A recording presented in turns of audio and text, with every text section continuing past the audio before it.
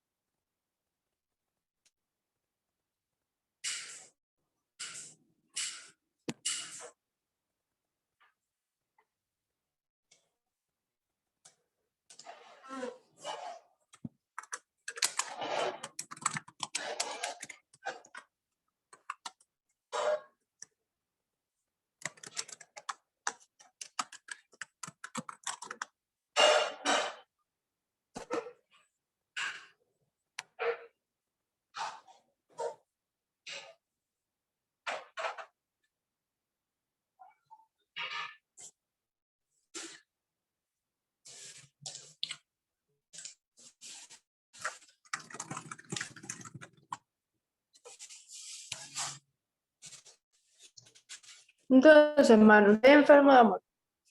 Hola, ¿cómo están? ¿Me escuchan bien?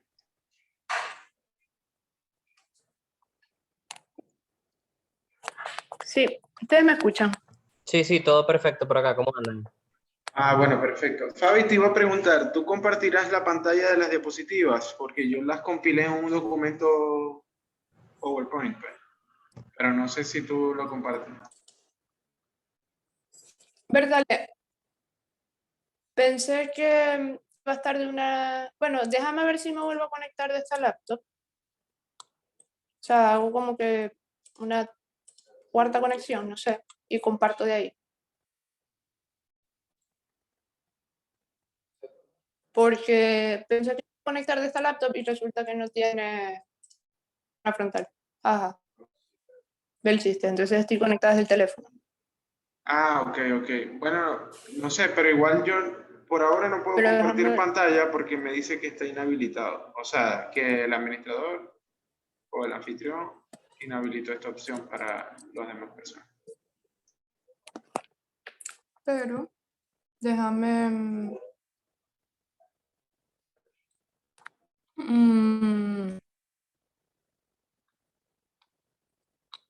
¿Cómo se hace para permitirte que haga eso? Creo que es poniéndote de coanfitrión, ¿verdad? Sí, así. Creo que sí. Creo que si me pones así, pudiese. Ya.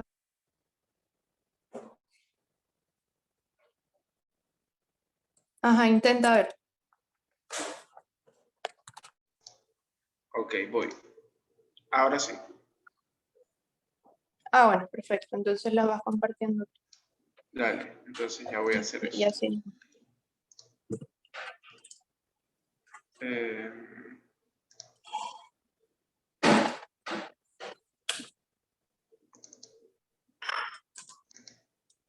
Raúl me está escribiendo que dónde se inscribe en el taller. Cuénteme. Ese fue Jorge. ¿Ese fue? Jorge.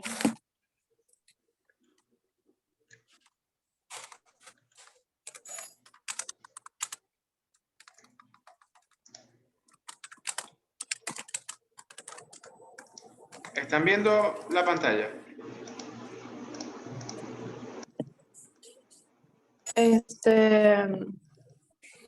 Dale unos segundos. Ajá, dice, empezando a compartir pantalla. Sí, sí, ahora sí. Perfecto. Voy a servirme un vasito de café y vengo. Dale, pues.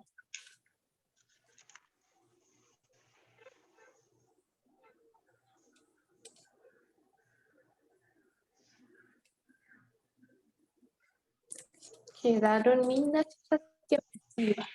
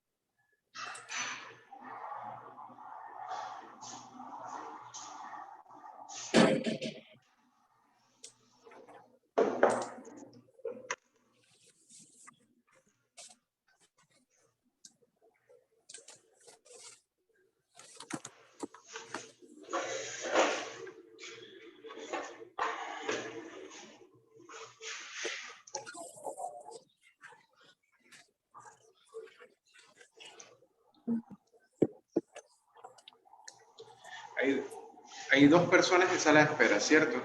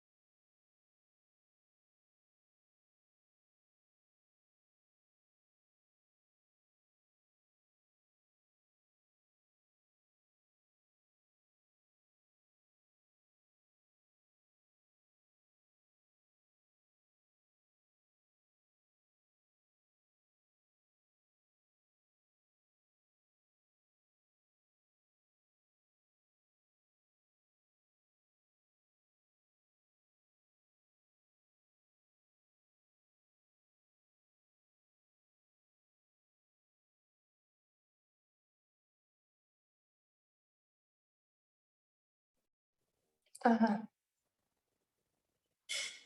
Probando cámara y audio. Bien, yo puedo probar, sí.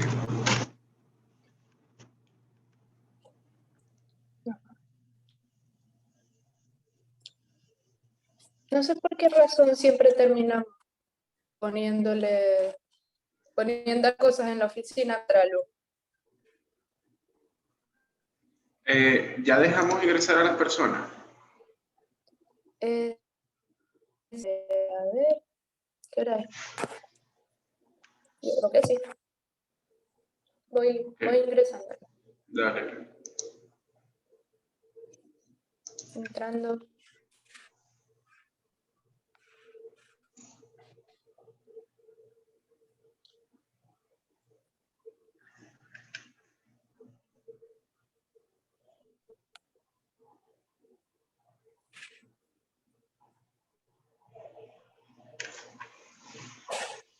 Buen día a todos y todas.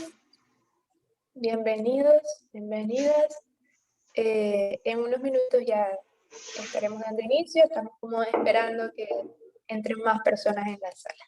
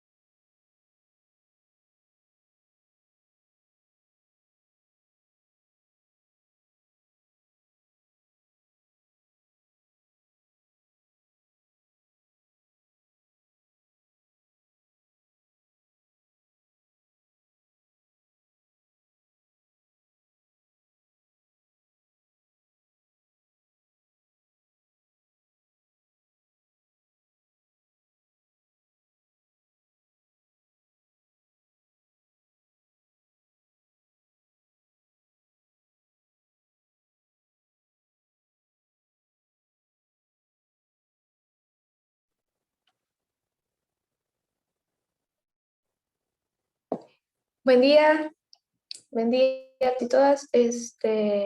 Estamos dando unos minutitos a que ingresen personas en el Zoom, pero ya en poco tiempo estaremos dando inicio a la charla.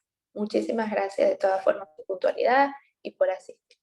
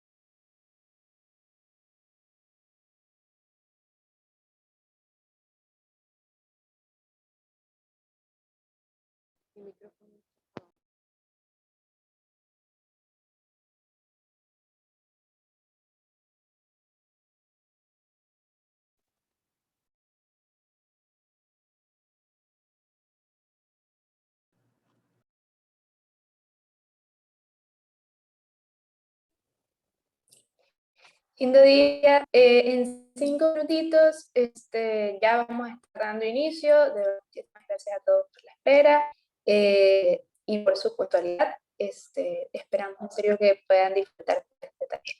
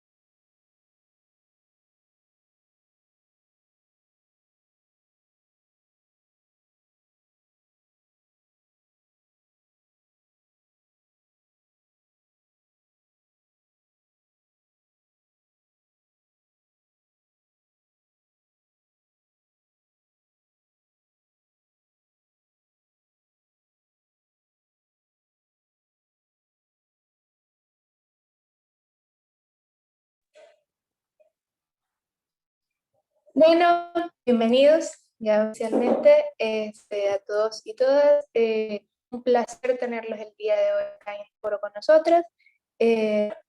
damos inicio a nuestra charla del día de hoy, titulada Auxilios Psicológicos, Contexto de Emergencia. El facilitador será nuestro compañero y amigo, Víctor Nado, y el día de hoy estaré como moderadora para ustedes. Cualquier duda, cualquier pregunta que vaya surgiendo, siéntanse libres de ir haciéndolas a través del chat.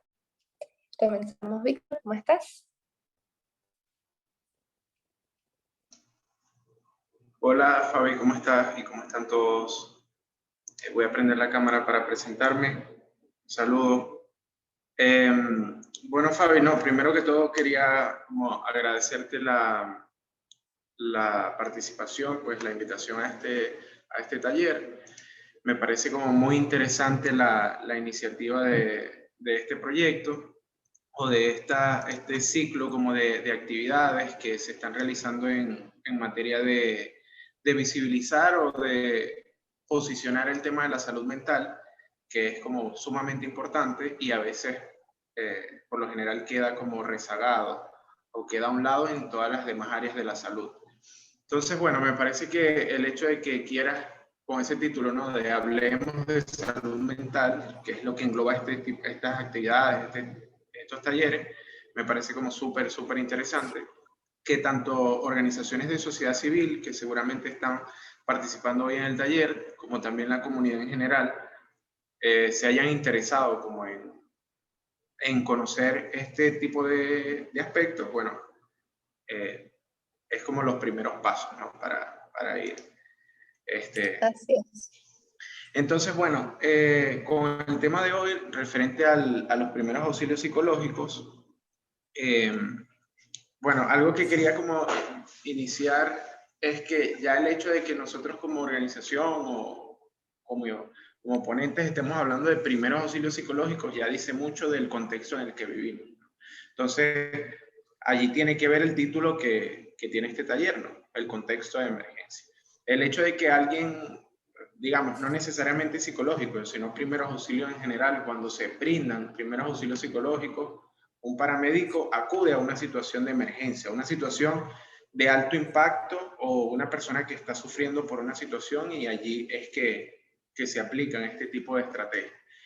Igual pasa en el tema de salud mental, en los primeros auxilios psicológicos, tiene que existir un contexto de emergencia para que entonces suceda como un alto impacto en las personas y podamos ver las consecuencias en salud mental. Entonces, bueno, un poco esta introducción lo que quería hacer ver era que el contexto también es como muy importante, nos dice mucho de lo que estamos viviendo como sociedad o como país y como individuos también que se ven afectados de ese contexto. En Venezuela, desde el 2017 aproximadamente se está hablando de que se vive una emergencia humanitaria compleja.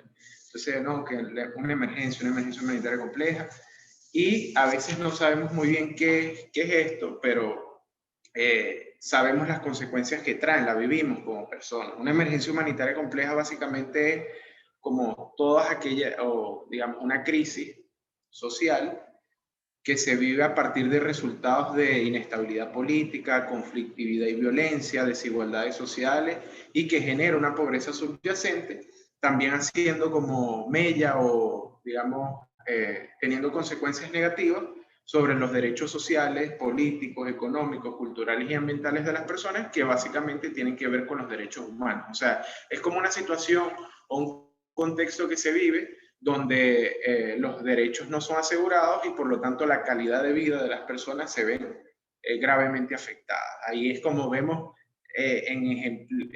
digamos, en la cotidianidad lo difícil que es acceder, por ejemplo, a la alimentación, la inseguridad alimentaria que hablan organizaciones de la sociedad civil, que es como bastante importante en el país, y así también otro tipo de servicios como agua, transporte, etcétera, que afectan ese bienestar o esa calidad de vida que podamos tener. Entonces, además, en Venezuela, de este tipo de emergencia que vivimos, desde el año pasado, entonces estamos viviendo también otras consecuencias relacionadas a otro tipo de emergencia social, que es una pandemia por el tema del coronavirus, que aunque se habla de un efecto global, también Venezuela tiene sus particularidades y anteriormente entonces se estaba viviendo este tipo de emergencia humanitaria y se le suma además un cambio de cotidianidad completo donde pues la interacción social se vio dificultada, digamos el trabajo también se vio afectado y por lo tanto sumó a que esa calidad de vida fuera en desmejoría. Entonces, bueno, eso dice mucho del contexto social, pero hay que hacer una diferencia importante que son las crisis sociales y las crisis que se atienden o a las cuales nos abocamos en el tema de salud mental, que tienen que ver con el individuo, con la persona que sufre también este embate de las situaciones sociales. Entonces eso hay que tenerlo bien claro, ¿no? Una cosa son las crisis sociales o los contextos de emergencias sociales, como los que le estaba hablando, y otra cosa son las crisis psicológicas. Entonces, los primeros auxilios psicológicos, si bien entienden que aparecen o comienzan a aparecer o a brindarse o a ofrecerse pues, el servicio de PAP en los contextos de emergencias sociales, se evocan a atender las crisis particulares, las crisis individuales. Una crisis en psicología la conocemos como un estado temporal, como allí en la pantalla, que por cierto quedaron muy lindas y el equipo que lo realizó, lo felicito.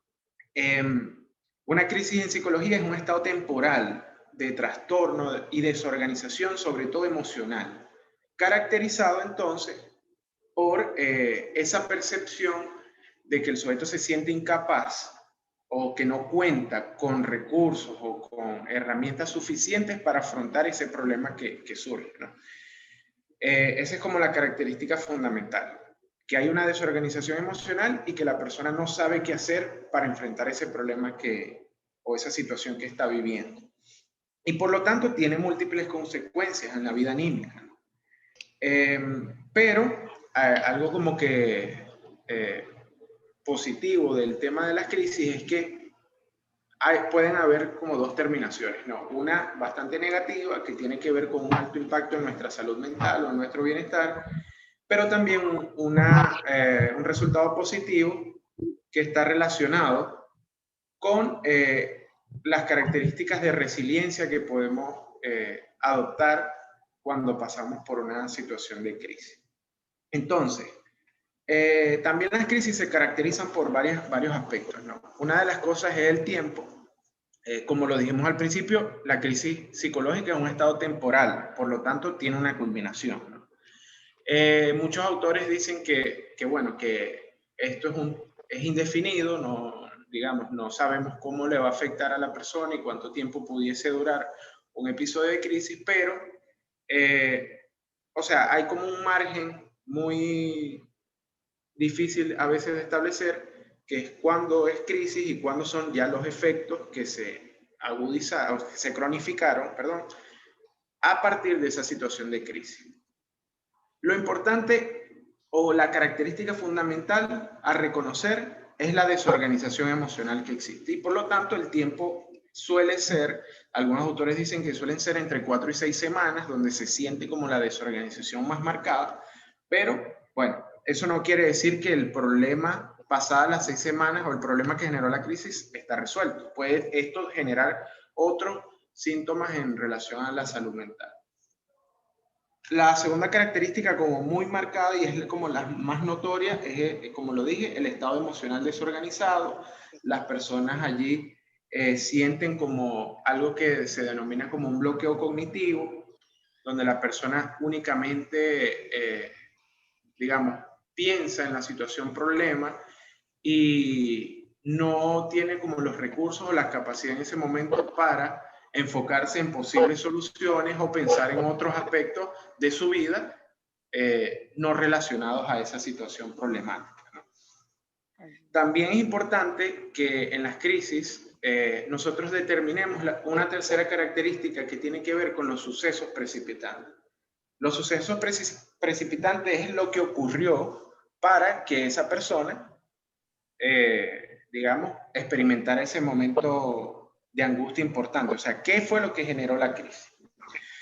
Cuando hablamos de este tipo de crisis se pueden describir múltiples contextos, múltiples situaciones, entre ellos, por ejemplo,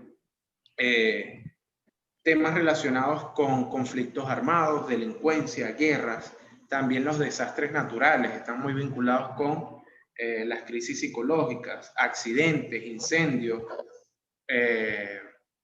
por ejemplo, vivencias como secuestros,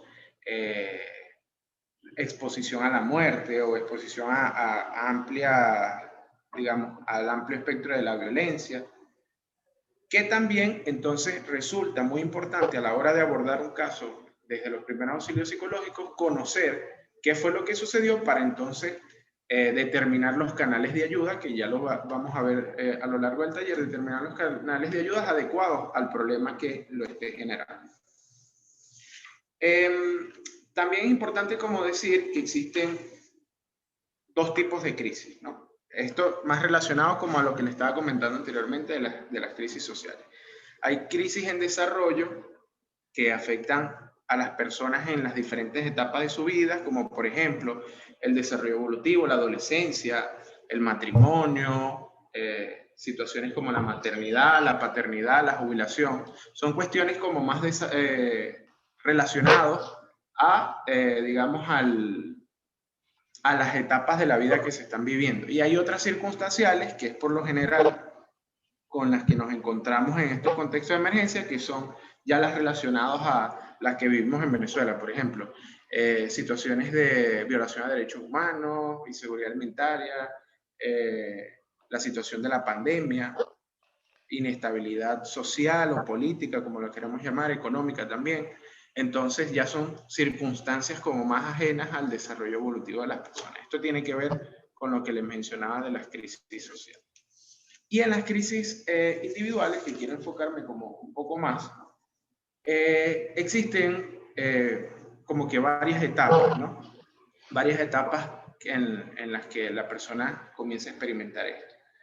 Lo principal es que hay un estado de shock o un impacto importante, que es como ese primer encuentro donde, o el primer momento donde la persona experimenta el hecho que le genera la crisis. Allí la persona se ve sumamente afectado o profundamente afectado, digamos, no puede hacer o percibe que no puede hacer nada para evitar que esto suceda. Y por lo tanto, allí es donde se experimentan los más altos niveles de angustia, de confusión, de impotencia, de desamparo. Y luego entonces se va como que desarrollando la crisis. Luego viene esta desorganización. La desorganización entonces asociada a los que les comentaba, con una emocionalidad como bastante lábil, la persona puede llorar con frecuencia, ante cualquier acercamiento de ayuda puede experimentar llanto, una angustia bastante importante. En el pensamiento quizás está muy asociado a la situación problemática y por lo tanto no puede ver otros aspectos de su vida que pueden favorecer a la resolución de ese problema. Y por lo tanto, digamos, como lo vamos a ir viendo también, en la desorganización es el momento quizás que se necesita mayor escucha y establecimiento de orden para que la persona comience a ver otras posibles soluciones. La resolución, ya entonces donde la persona comienza a adaptar, o digamos es como un proceso de aprendizaje, ¿no? La persona entonces comienza a desplegar situaciones nuevas para poder enfrentar esa crisis o esta situación problemática que está viviendo. Ahí es muy típico de que los primeros intentos pueden fallar, pueden generar recaídas, no siempre las soluciones primarias que adopte la persona le van a servir, pero es como ese proceso, ¿no?, de aprendizaje donde la persona va experimentando nuevas estrategias para enfrentar esa situación problemática. Y luego encontramos con la etapa de la terminación, donde, como les comenté, pueden haber dos canales, ¿no? Uno es uno más positivo, relacionado a la capacidad de resiliencia, donde la persona aprende de esa experiencia negativa que vive, de esa angustia apremiante que vivió en ese contexto de crisis, pero pudo sobreponerse ante ella, adaptándose al ambiente que vive. O También una más negativa asociada a la agudización de los síntomas, como la angustia, la tristeza o la depresión, donde ya se establece un problema de salud mental y requiere un apoyo como más especializado. Los primeros auxilios psicológicos, quizás el previo que le estabas hablando suena como bastante técnico, ¿no?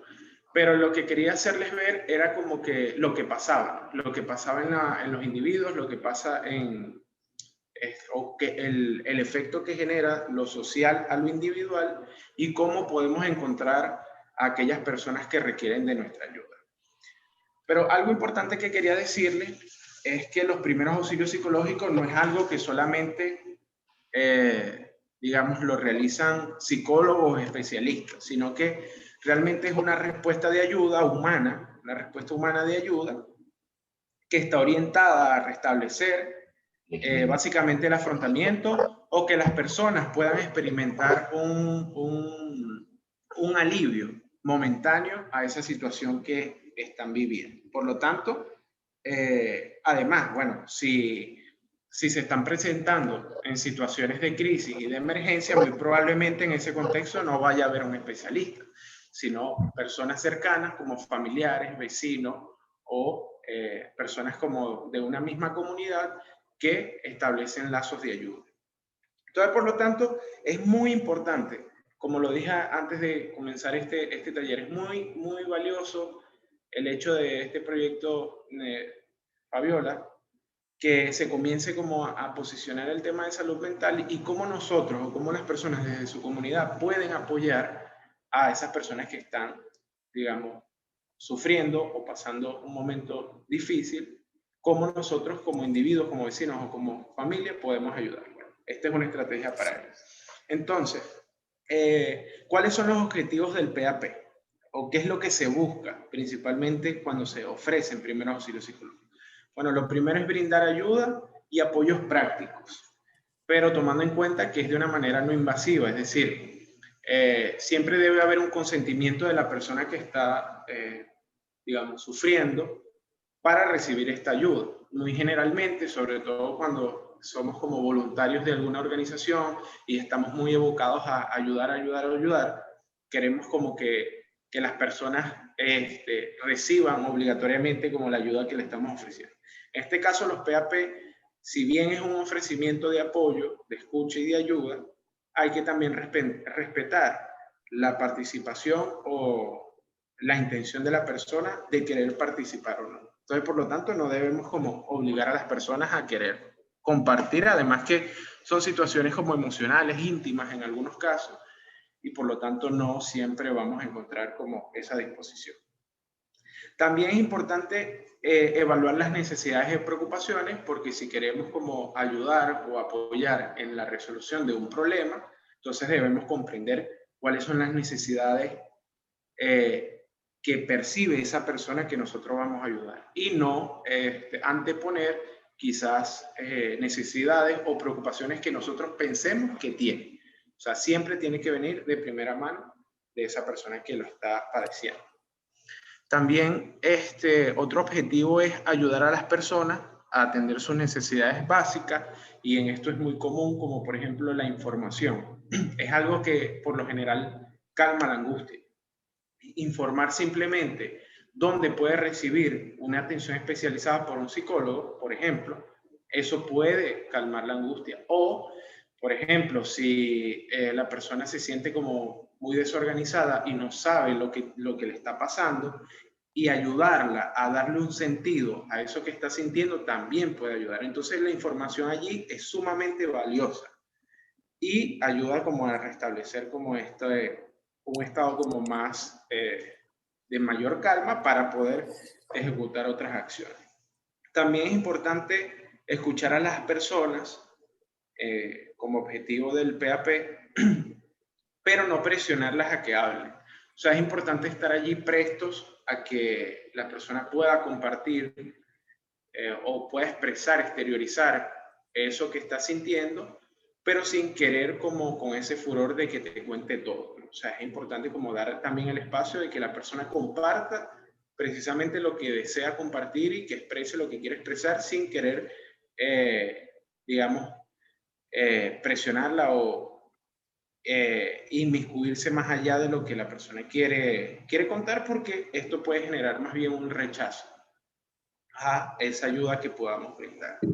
Otro objetivo es reconfortar a las personas, ayudarlas a sentir calmas, y esto es básicamente, se logra con una escucha. O sea, parece a veces increíble, pero tan solo a veces escuchar a la persona, o a veces incluso ni siquiera escuchar, sino brindar una compañía, sentirse o que esa persona sienta que está con algún tipo de apoyo, va a lograr calmar y, digamos, sentirse más seguro ante esa situación que se está viviendo. También es importante ayudar a las personas a acceder a información, servicios de apoyo sociales y proteger a las personas de ulteriores peligros. Allí a veces nosotros quizás entendemos más directamente la acción de, digamos, cuando se habla de primeros auxilios psicológicos, a veces nos encontramos con una frase siguiente que es acciones que salvan vidas. Entonces, quizás nosotros la asociamos más a que los primeros auxilios, como los que brinda un paramédico, por ejemplo, es más directo a preservar la vida. Y nosotros decimos, pero ¿cómo escuchar a una persona puede ayudar a salvar su vida, por ejemplo? Y esto es muy común, o sea, en las situaciones de emergencia o de crisis, cuando una persona está sumamente afectada, una de las, digamos, consecuencias más graves es el suicidio. Y a veces simplemente con la escucha y con el acompañamiento de una persona que la está pasando sumamente mal, podemos prevenir que esas cosas sucedan, o incluso canalizarlos con una ayuda especializada puede prevenir que esta persona ejecute esas ideas de suicidio, aunque no sepamos que está ocurriendo en ese momento. O sea, no la persona afectada no las comunique, igual estamos como previniendo que estas situaciones pasen. Entonces, por eso los primeros auxilios psicológicos también son una herramienta que salva vidas. Como límites del PAP, en general, tenemos que decir que, como lo dije de un principio y quiero hacer énfasis en eso, que no es algo que solo puedan hacer los profesionales. Escuchar a alguien no es algo, no hay que, o sea, para ser empáticos con otra persona no hay que estudiar 3, 5 años, simplemente tener la disposición de escuchar y de apoyar a otra persona es una respuesta quizás hasta humana. También debemos comprender que el PAP no es un asesoramiento profesional como tal, es decir, no es una consulta psicológica, porque bueno, como lo dije, no es algo que siempre lo hacen especialistas. No es terapia psicológica, ni mucho menos también un medio para obtener información. A veces sucede mucho, y sobre todo con, digamos, con algunas organizaciones, por la naturaleza de sus funciones, utilizan las estrategias de primer auxilio psicológico para aplicar encuestas o obtener información, y así como que lograr un beneficio doble, por así decirlo. Entonces, es importante como separar esas cosas, porque la intención de ayuda del PAP es básicamente esto: apoyo sin condición de obtener información para utilizarla de otra manera. Tampoco es como que pedirle a alguien que analice lo que le sucedió y explicarle lo que le pasa, o cosas como que muy frecuentes que tienden a suceder en la interpretación, por así decirlo, porque realmente los primeros auxilios psicológicos evitan cualquier tipo de interpretación. Ya lo vamos a ver cuando precisemos como sus pasos.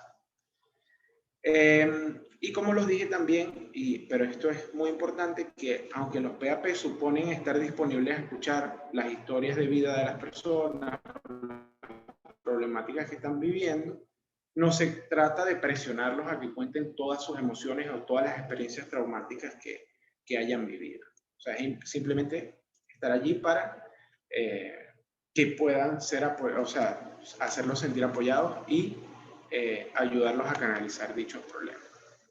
Los primeros auxilios psicológicos, ¿cuándo se aplican? Bueno, en los contextos de emergencia donde hayan personas afectadas y que estén afectadas recientemente por una situación.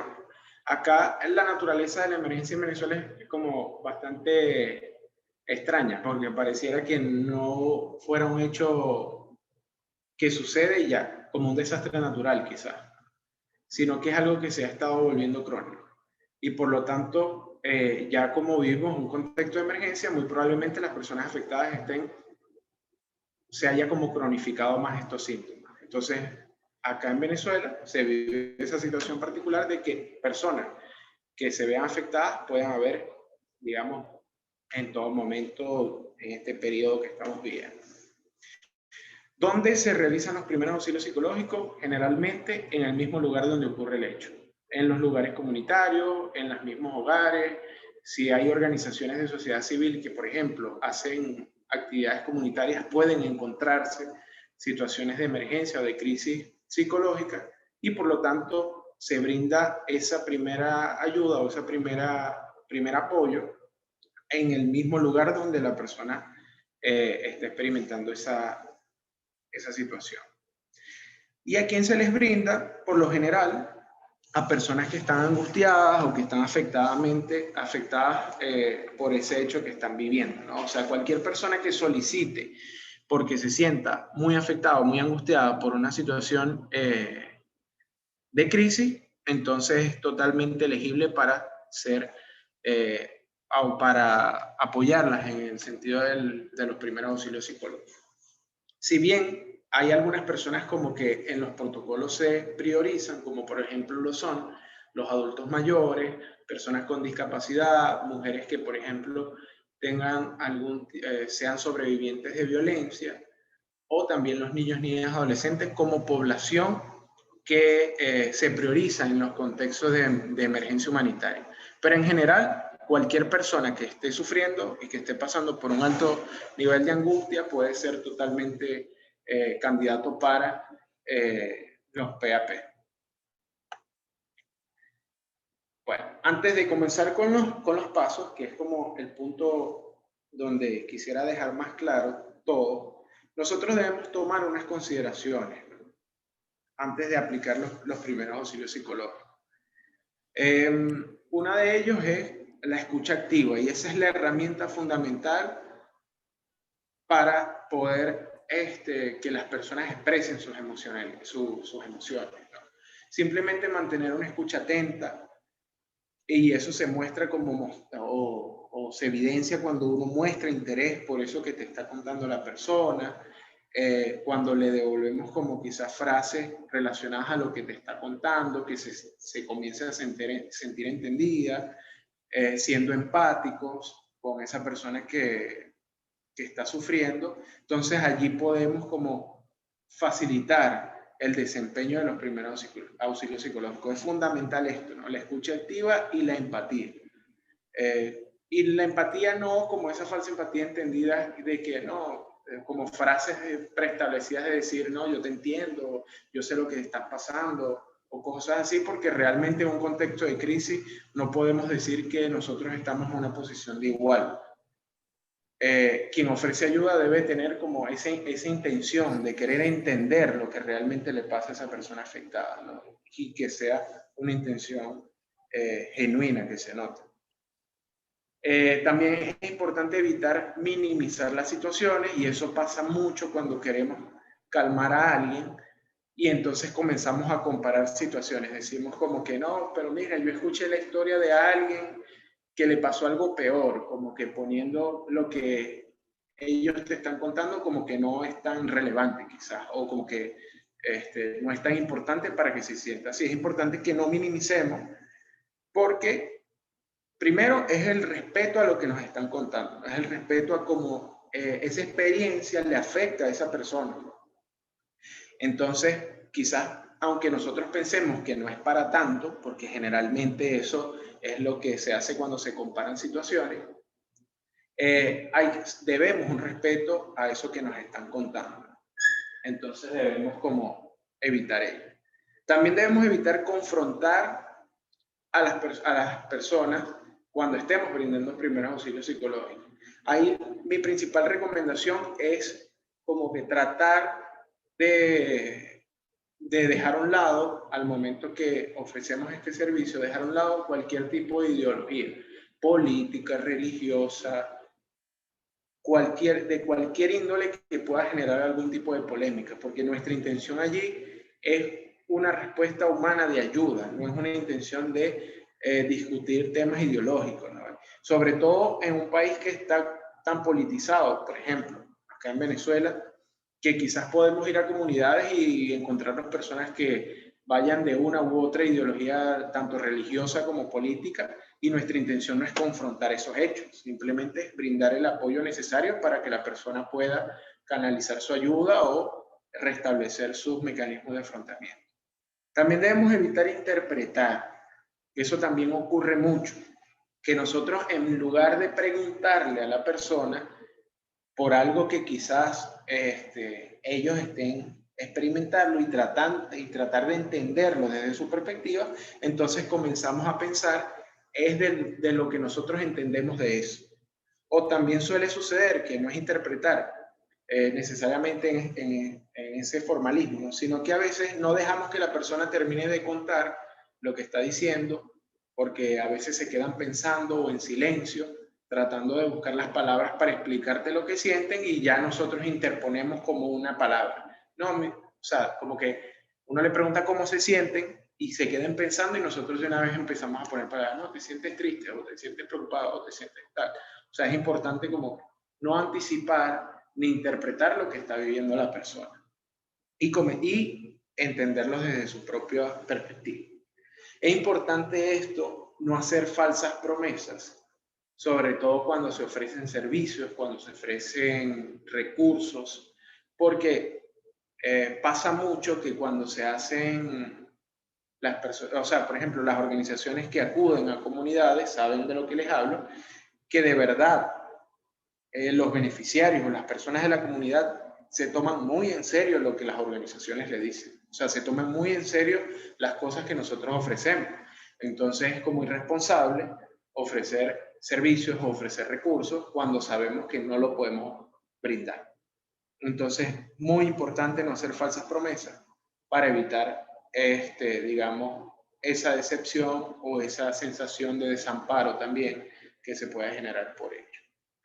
Lo importante de los PAP es fortalecer la autonomía, esa capacidad que tiene la persona de afrontar esa situación problemática desde sus propios recursos. Nuestra intención no es crear una dependencia a quien brinda el PAP, sino únicamente, digamos, apoyarlo, informarlo, quizás en algunos casos referir el caso, derivarlo a un servicio más especializado, pero que esa persona comienza a hacerse responsable de sus medios para enfrentar ese problema. También es importante a la hora, ya eso es en la ejecución del PAP, procurar que el ambiente donde se establezca esa conversación sea medianamente controlado. Yo sé que, como les comenté anteriormente, generalmente ocurre en las comunidades, en los hogares o en lugares que quizás no son los más privados, pero es importante como tratar de que ese espacio sea lo más cercano a la privacidad posible, ¿no? Para que la persona pueda expresarse y sentirse cómoda en esa entrevista. Y derivar, que ese es el fin óptimo, último y óptimo de los PAP, que es poder derivar a la persona a un servicio de atención especializada. Hay 6 etapas fundamentales, ¿no?, de los primeros auxilios psicológicos. Ya esto es como para sistematizar y cómo realizarlo. Hay un primer paso, esto sobre todo aplica cuando cuando son personas que de la sociedad civil o de organizaciones que deben preparar el terreno o preparar o conocer esa situación que están viviendo en las comunidades que se van a abordar. Principalmente conocer qué fue lo que ocurrió, qué personas están afectadas, quizás cuántas personas están afectadas.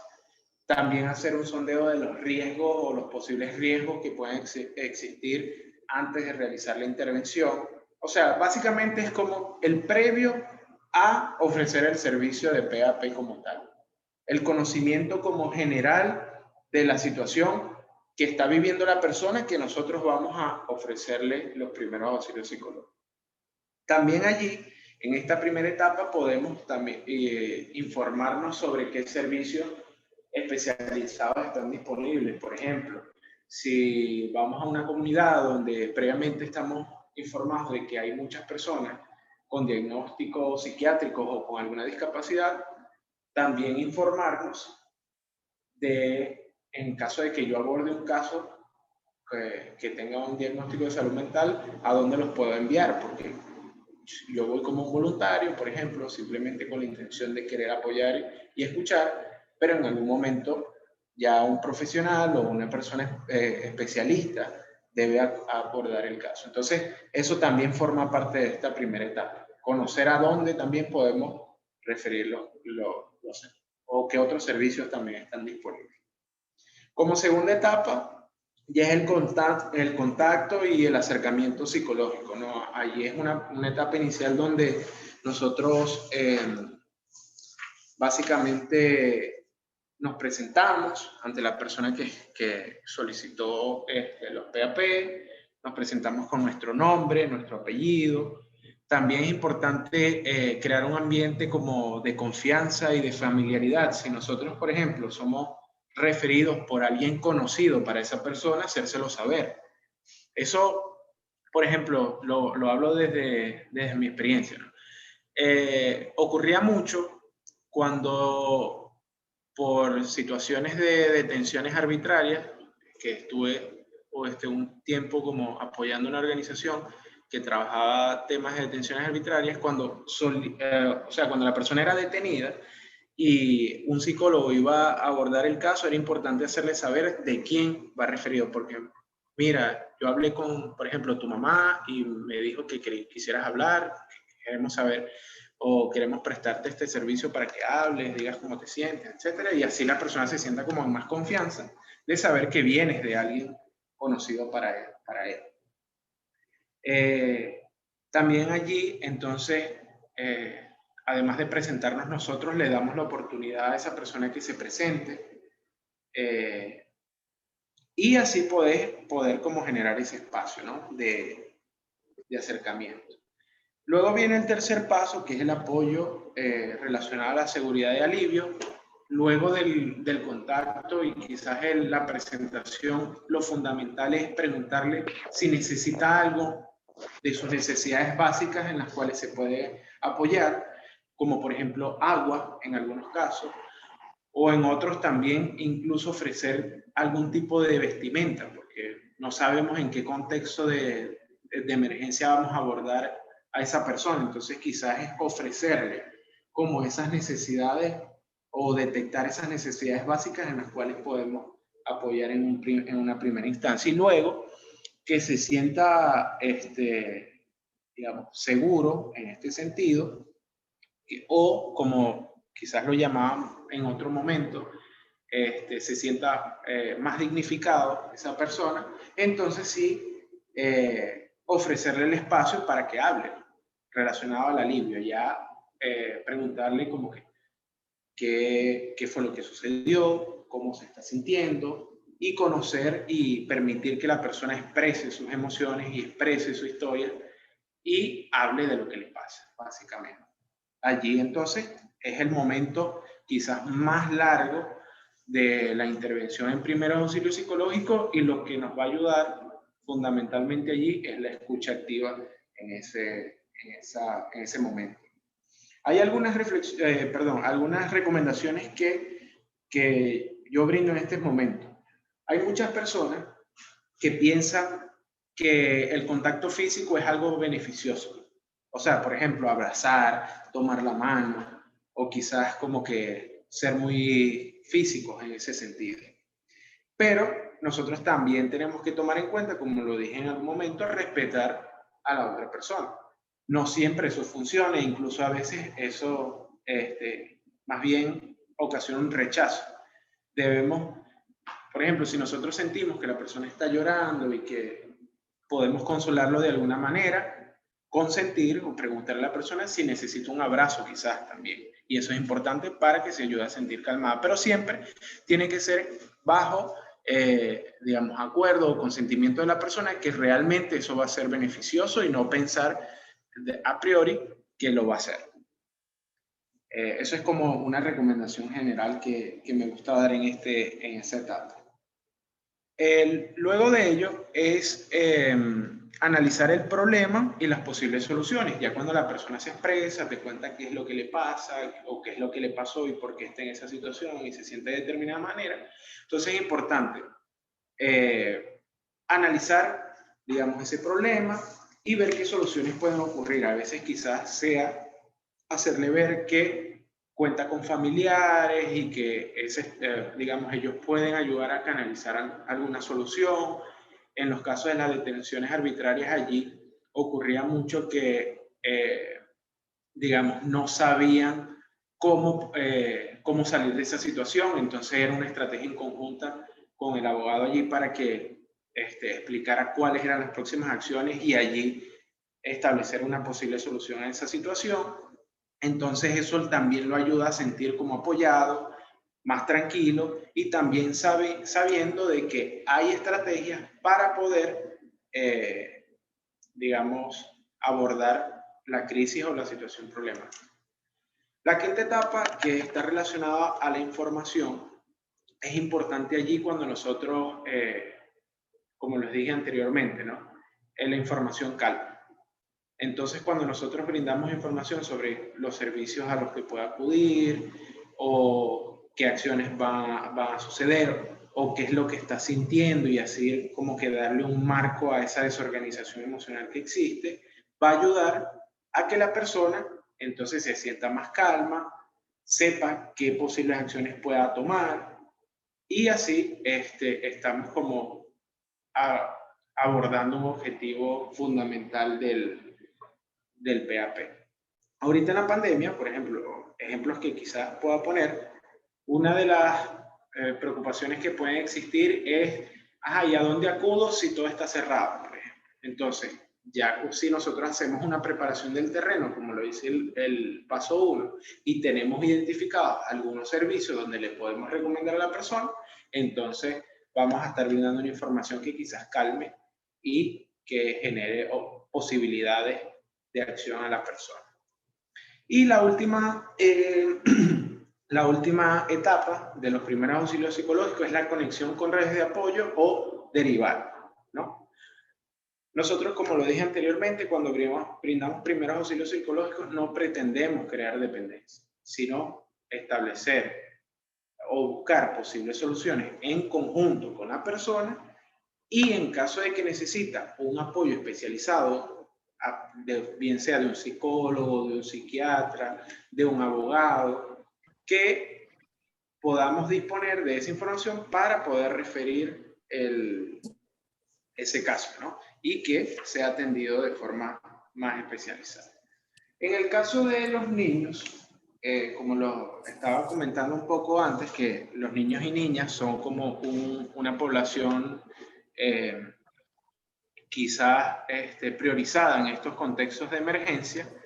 Entonces, lo fundamental es que el PAP se resume en 4 sencillos pasos y esto lo podemos practicar si somos padres, madres y cuidadores en nuestros hogares ante una situación de bastante angustia para un niño.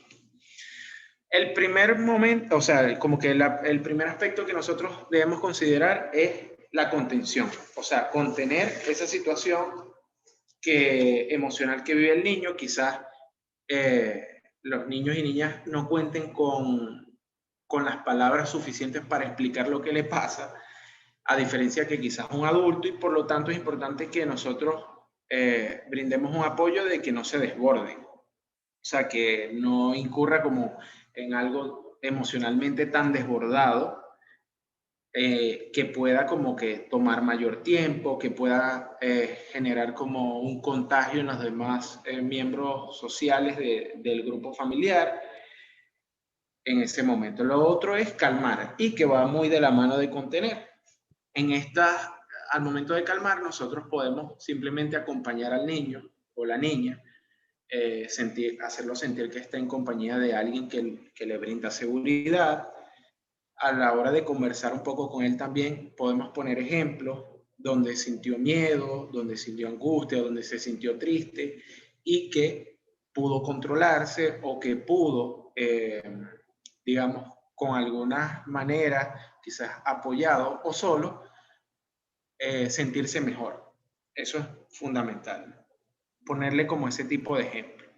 Lo otro es informar, al igual que en las estrategias de primeros auxilios psicológicos, pero informar siempre con un lenguaje acorde a la edad del niño, explicándole la situación, porque muchas veces lo que hacemos es como tratar de ocultar la información a los niños, y es importante que ellos de igual manera estén informados de las cosas que ocurren, pero siempre tratando de, como lo dije, hacerlo de forma clara, sencilla, y, o sea, una de las estrategias que por lo general recomiendo es que sea en conjunto, o sea, preguntarle al niño o la niña qué entiende, qué cree que está ocurriendo o qué le gustaría saber de esa situación, y así a partir de unas preguntas y respuestas, entonces aclarar el contexto o la situación que esté viviendo.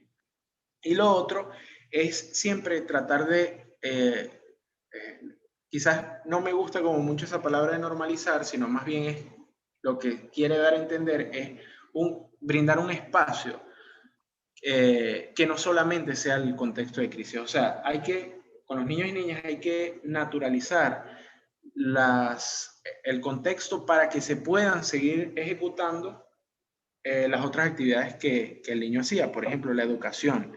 O sea, no porque se esté viviendo una emergencia humanitaria compleja o que estemos en una pandemia, el niño tiene que dejar de hacer otras actividades que son importantes para su desarrollo. Y por lo tanto, entonces, en este contexto, debemos buscar las maneras para naturalizar esas actividades y que puedan continuar con, como lo venían haciendo o con las adaptaciones necesarias.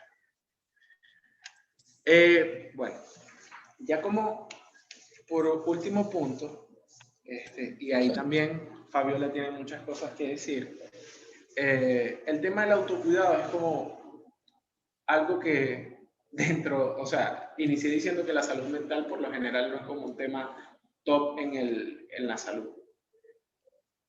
Y el autocuidado, cuando hablamos de las personas que están en este mundo de la acción humanitaria, del activismo, de la Defensoría de Derechos Humanos o del voluntariado como tal, el autocuidado es algo que aún más se queda rezagado, porque simplemente nunca se piensa en yo como voluntario quizás, que necesito también un tiempo para, digamos, para sentirme bien, para mi propio bienestar.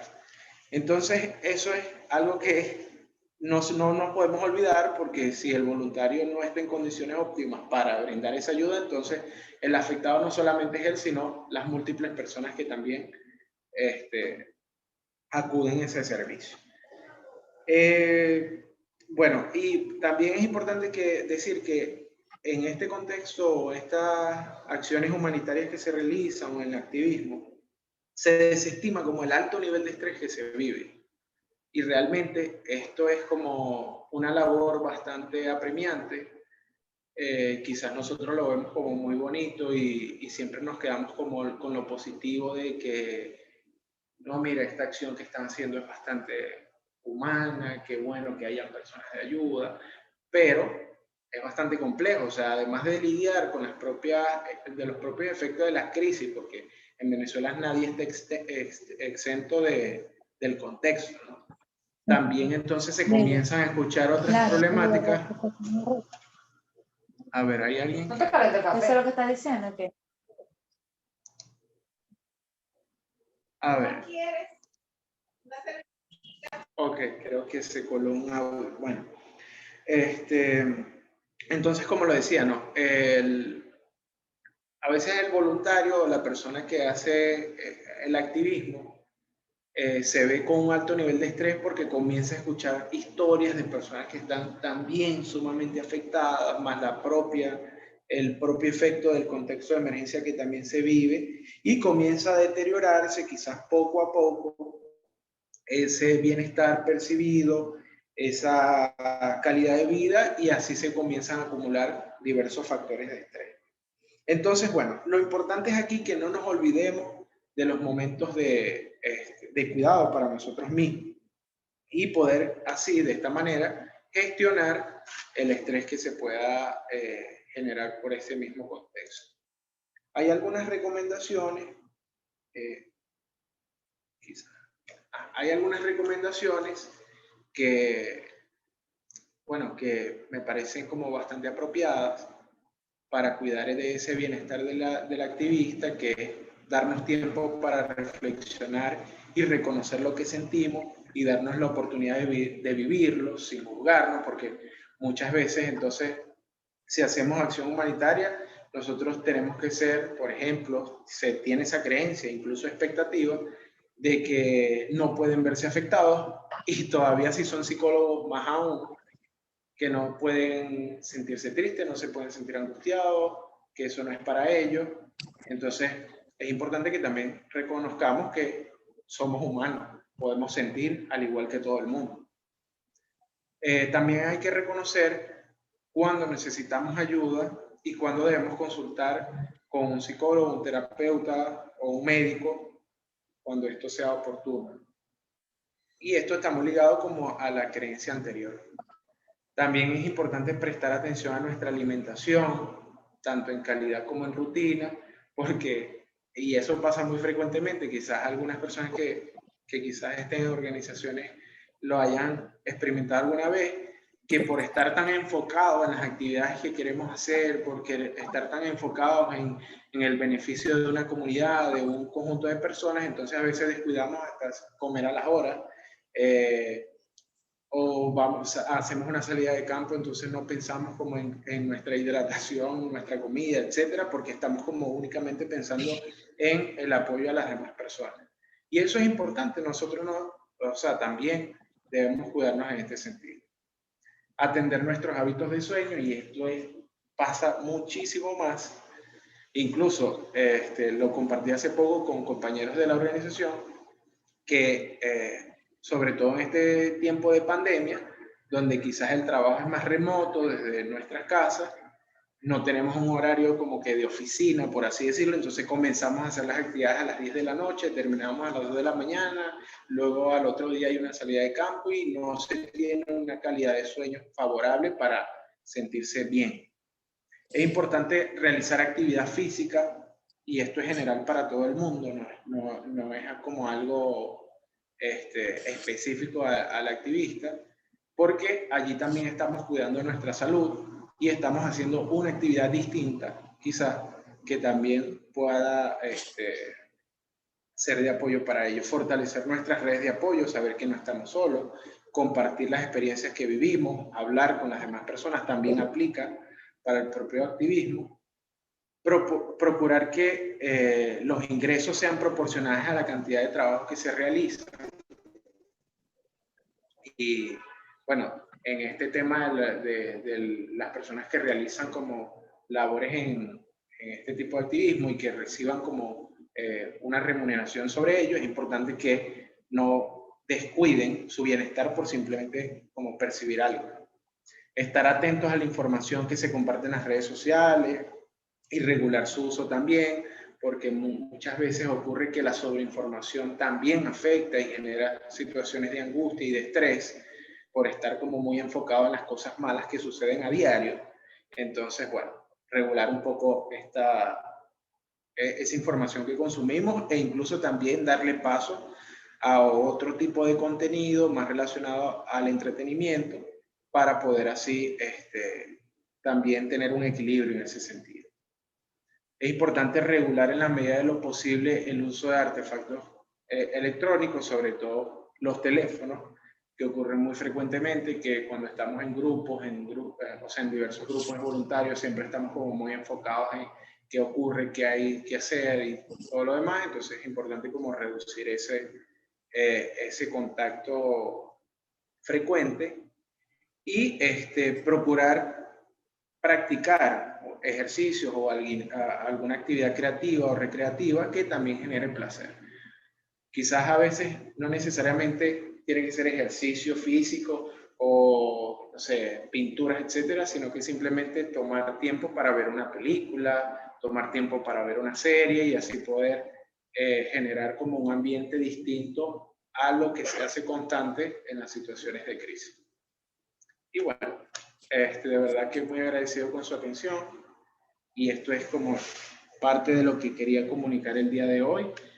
Y bueno, muchas gracias también a Fabiola por invitarme. Gracias a ti, de verdad, por participar. Excelente todo el contenido. Y bueno, sí, la verdad es que el aprendizaje y la formación en primeros auxilios psicológicos es una vertiente, es un eje transversal dentro del activismo que tanto activistas como defensores o profesionales asistenciales eh, tienen que de una forma u otra enfrentarse día a día con todas las aristas de las afectaciones humanas y bueno, una de las que engloba de manera más general todas esas afectaciones humanas es la salud mental, porque en ella convergen todas las respuestas que podemos dar ante las dificultades o ante las adversidades del entorno. Y en un país con un contexto socioeconómico como el nuestro, pues esas adversidades pueden ser bastantes.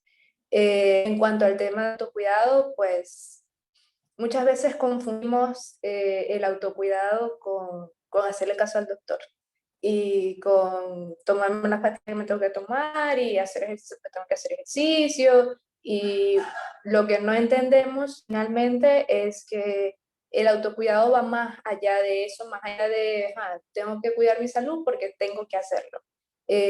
También nos cuidamos en la medida que aprendemos a decir que no, también nos cuidamos en la medida que pausamos un poco a veces la rutina tan agitada, que hacemos cosas que nos generen placer y disfrute, porque pues, bueno, la conexión última de estas dos temáticas es que si nosotros no estamos bien mental y físicamente, no podemos brindar un servicio adecuado, un servicio de calidad a otras personas. Entonces, a veces nos olvidamos y decimos, no, porque yo tengo que ir, no, porque si no lo hago yo, ¿quién lo hace? No, porque cualquier cosa, ¿no? Todas estas nociones que muchas veces como activistas y defensores y profesionales asistenciales o comunitarios tenemos de Madre Teresa, de apoyo y de ayuda, pero la realidad es que cuando nos cuidamos, cuando hacemos ese pequeño esfuerzo también por nosotros mismos, potenciamos nuestro activismo, mejoramos nuestras respuestas y hacemos más sostenible esta labor, que bueno, para nadie es un secreto que si estás acá es porque te gusta y si haces este tipo de obras es porque te gusta. Entonces, en orden de hacerlo sostenible, en orden de hacerlo duradero y efectivo, pues cuidarse siempre es la mejor respuesta. De todas formas, probablemente vengan más talleres en relación a eso. Y bueno, es momento de abrir la ronda de preguntas. Por favor, si tienen alguna duda, alguna pregunta, siéntanse libres de escribirla por el chat. La estaremos leyendo y respondiendo con todo el gusto del mundo. Sí, o sea, de verdad, Fabi, con respecto a eso que hablabas, ¿no? Del autocuidado, es como algo muy importante que incluso, o sea, lo hablo de mi experiencia personal, también me sucede mucho y te lo he comentado como cuando estábamos preparando el taller, que eso pasa mucho, que se olvide, o sea, de verdad, como por estar tan enfocados como en el tema de querer ayudar, querer hacer estas actividades en las cuales me comprometí, dejamos como a un lado el propio bienestar y el tiempo de ocio y de verdad que refrescar esa información o crear el contenido de este taller en tema del autocuidado me hizo también reflexionar sobre mi propio autocuidado y así adoptar como ciertas medidas también sobre ello. Entonces, o sea, lo comento como que también, o sea, las personas que estamos trabajando desde el activismo, es muy frecuente que pasa, o sea, no se imaginan lo frecuente que es esto. Y por lo tanto también hay que hacer conciencia de ello. Claro. ¿A quién no le ha pasado que está tan ocupado haciendo un reporte, un documento o lo que sea que no almorzó ese día?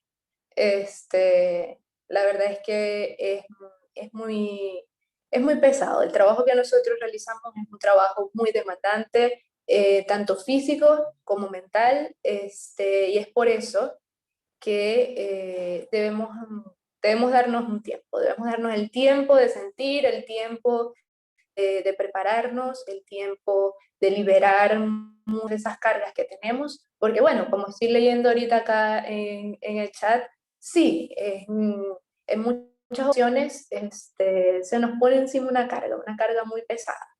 La carga de que tú eres el que está ayudando, tú tienes que estar ahí siempre porque tienes que ser maravillosamente bueno todo el tiempo y siempre decir que sí, porque sí, pues, porque eres activista, porque eres defensor, porque eres el líder, porque eres el jefe, porque cualquier cosa. Sin embargo, debemos entender que eso forma parte también de uno de los millones de paradigmas que nos rigen en el momento, y esta noción de producir y de producir y de producir y de hacer y de hacer y de hacer, es lo que nos ha llevado al y lo que nos ha llevado, bueno, a tanto repunte de patologías psiquiátricas, tanto repunte de malestar y de disconfort en nuestra misma relación de activistas y también en la comunidad en general. El no cuidarnos, el no escucharnos a nosotros mismos, a nuestro cuerpo, a nuestro cansancio, a nuestro agotamiento, a nuestra tristeza quizás, a nuestra ansiedad quizás, muchas veces lleva por un camino que termina esa labor que estábamos haciendo, porque terminamos quemados, terminamos agotados, terminamos enfermos y terminamos quizás sin la capacidad de poder seguir haciendo eso que tanto nos gusta. Entonces, pensar en el autocuidado,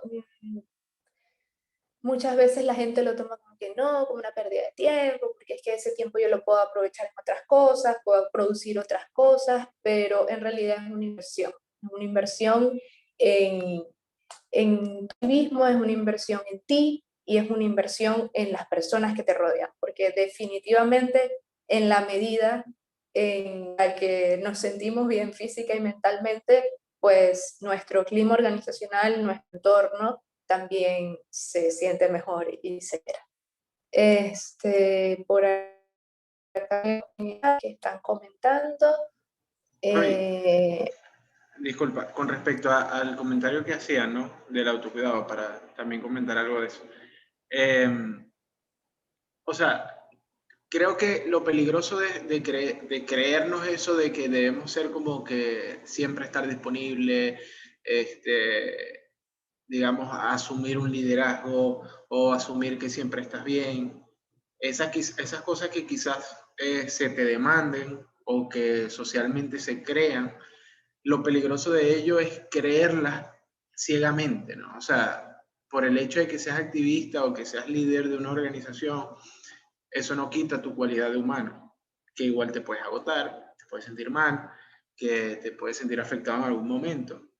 Y también eso hay que validarlo, como decía Fabiola. O sea, lo importante de eso es, así como quizás creerse liderazgo y creerse esas cosas, hay que creerse es que eres humano y puedes sentir.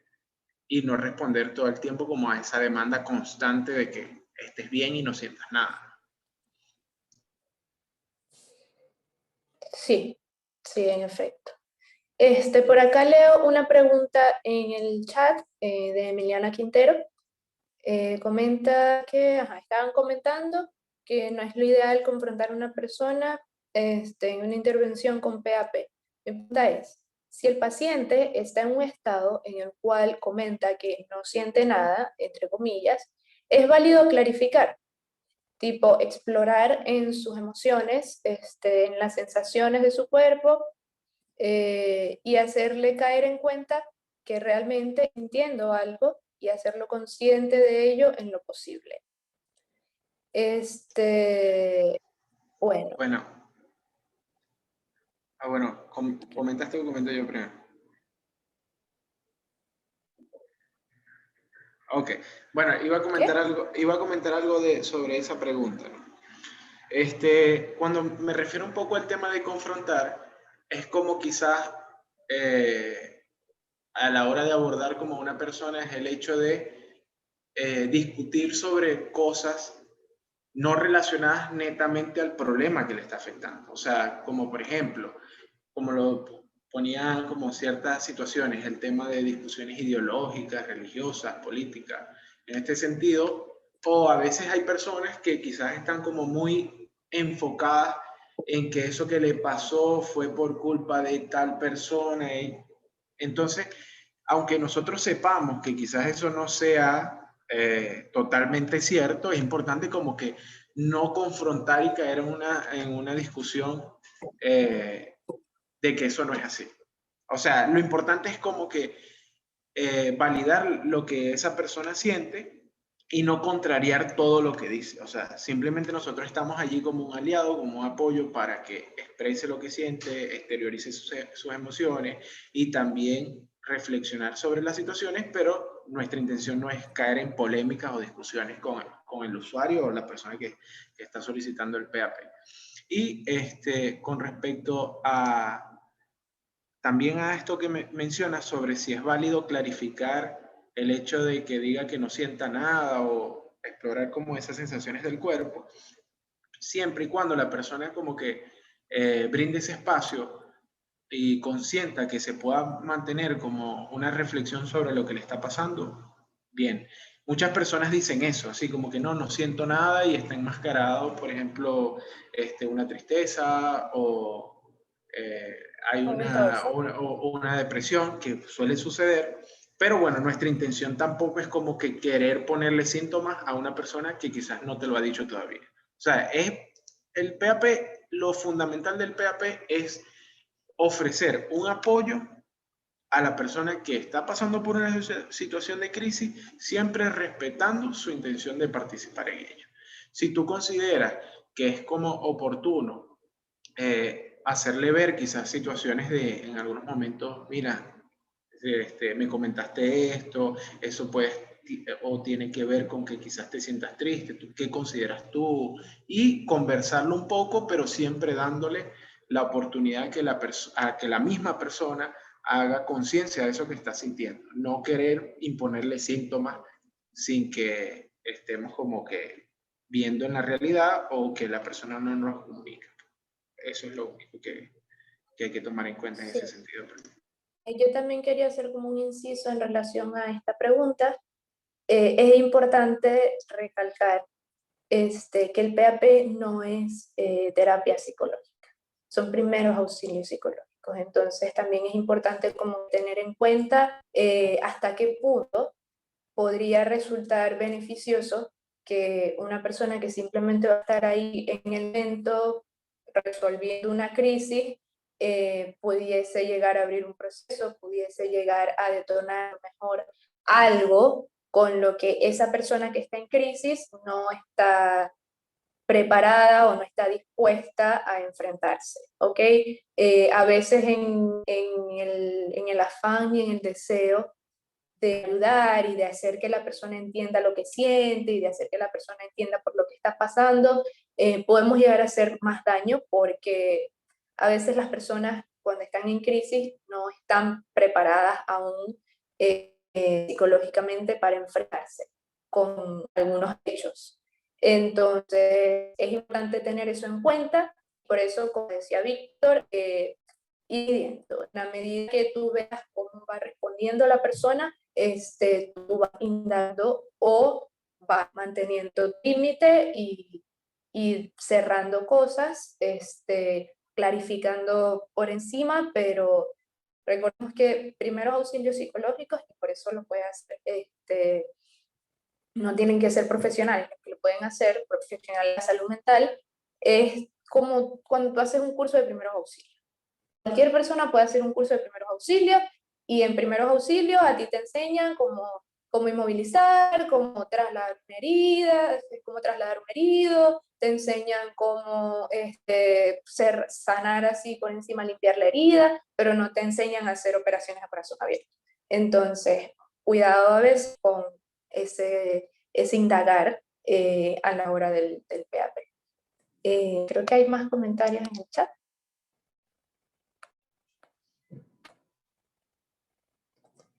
¿Qué les parece hacer este taller enfocado a estudiantes universitarios activistas del movimiento estudiantil y ONGs? Bueno, este taller está enfocado en activistas, defensores de derechos humanos y profesionales asistenciales. O sea, profesionales que trabajan con masas y movimientos de gente. Tenemos esta primera sesión que fue el día de hoy, y que bueno, estamos muy contentos que todos hayan podido participar, y este taller se va a volver a repetir en abril, que bueno, contamos con que más personas van a estar interesadas, así que cuando llegue el momento, pues está pendiente por las redes sociales y a todas estas personas que estás considerando que les puede servir este material, los invitas y bueno, lo disfrutan ellos también. ¿Alguna otra preguntita? Sí, también hay un comentario que hizo acá Raúl, que dice, hay que creerse humanos, es lo más importante en relación al autocuidado, ¿no? Y creo que lo resume básicamente lo que estábamos diciendo. Es bastante importante eso. Sí. No solo creerse, ¿no? Porque es que somos humanos. Bueno, eso creo yo. Somos humanos y como humanos pues tenemos un cuerpo, ese cuerpo se desgasta, ese cuerpo se enferma, ese cuerpo se cansa, tenemos una mente que también se puede cansar, se puede llenar, se puede botar, y esa es una de las razones por las cuales muchas veces buscar el apoyo cuando nosotros, activistas, lo necesitamos es tan importante, porque a veces, como decía Víctor, podemos llegar a recibir tanta información de medio, en especial si estamos haciendo actividad de campo y estamos trabajando con PAP, podemos llegar a recibir tanta información que llega un punto en el que quedas como que embotado, como si estuvieses lleno, y esa llenura es lo que agota con el tiempo. Entonces, hay que buscar métodos para relajarnos, hay que buscar métodos para desestresarnos, métodos catárticos. De verdad que varía dependiendo de la persona, pero hacer algo por lo menos una vez al día que te saque de todo el contexto laboral y de todo el contexto de la crisis que todos estamos viviendo, siempre es la recomendación número uno, porque si no, nuestro trabajo no es sostenible.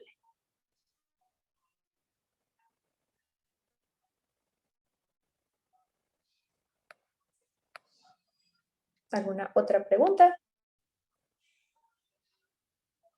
Bueno, creo que no. Creo que esto ha sido todo por hoy. Muchísimas gracias, Víctor, por haber aceptado esta invitación y por haber conversado con nosotros. De verdad espero que el material les haya sido de provecho, y bueno, ya saben que para abril se va a repetir otra vez, y que si conocen de alguna persona que requiera este tipo de contenido, lo invitan o la invitan también. No sé si te quieres pedir. Sí, y que también, bueno, gracias a ti, Fabiola, y gracias a las personas que se conectaron también interesadas en este tema, y que también sean como multiplicadores de información, porque como se dijo al inicio, ¿no? La intención de esto es comenzar o tener esos primeros acercamientos a que la salud mental sea un eje de la salud importante a dominio social, ¿no? Sí, así es. Bueno, como solemos despedir las cosas acá, recordemos que la salud mental no es un lujo, no es algo que deba ser caro, costoso o inaccesible. La salud mental es un derecho, y por eso debemos promoverlo, debemos defenderlo y debemos subirlo en la mesa para que deje de estar siendo olvidado. Recordemos que en contextos como el nuestro también es uno de los principales factores que se afecta debido a crisis continuadas y crisis crónicas como la nuestra. Entonces, empecemos a darnos cuenta que la salud mental es un eje transversal en nuestra vida como individuos y por tanto debe ser un eje transversal también en nuestro trabajo como activistas. 1.000.000 de gracias por haber participado el día de hoy y espero que tengan una excelente, resto de mañana. Hasta luego.